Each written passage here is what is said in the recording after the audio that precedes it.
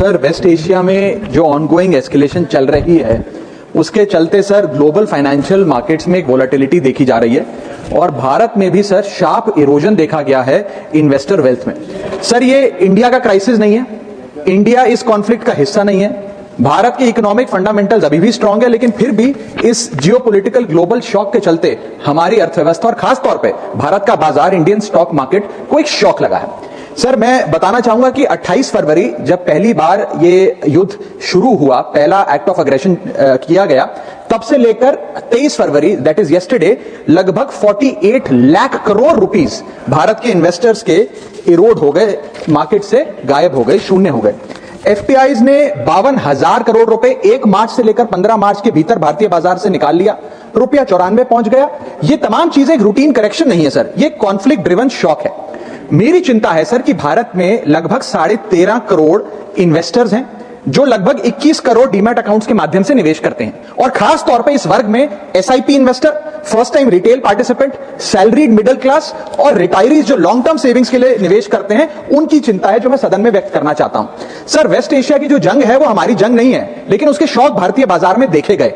It is a black swan event because it has been triggered suddenly, externally, and it is unrelated to the underlying Indian economic fundamentals. But sir, Bharat may not be failing, but India is certainly being hit by this shock.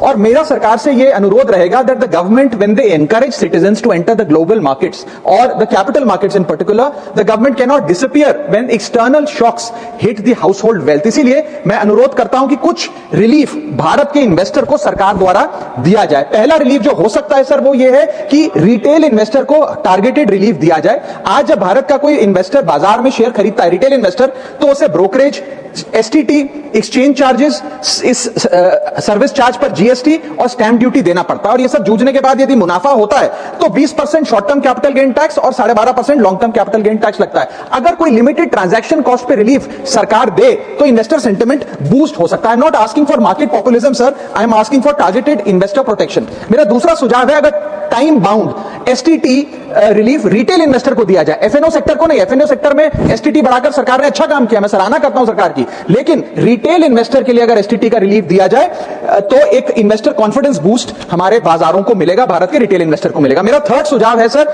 कि capital loss को carry forward करिए। समाप्त कर रहा हूं sir, I just need half a minute. Extend capital loss carry forwards. आज भारत का income tax जो लॉसेज होते हैं बाजार में, उन्हें 8 साल तक कैरी फॉरवर्ड करने की अनुमति देता है, इसे बढ़ाकर 12 से 15 किया जाए इस क्राइसिस विंडो में जो लॉस बुक हो रहा है। Sir I am just finishing. Sir special crisis period tax treatment, one time relaxation for retail tax payer for this notified stress period. And sir finally my suggestion is कि लो friction rebalancing अगर portfolio में mutual fund investor करता है, मान लीजिए वो equity से date fund की ओर जाना चाहता है इस सेबी नोटिफाइड स्ट्रेस पीरियड में, तो उसे इसकी अनुमति मिलनी चाहिए with very limited expense ratio. And lastly, the government must emphasise on strong public communication. हमारा बाजार, आरबीआई, सेबी, एक्सचेंजेस, वित्त मंत्रालय भारत की मैक्रो स्टेबिलिटी और एनर्जी प्रिपेयर्डनेस पे जनता से बात करें। In conclusion, permit me to say that India's fundamentals are strong.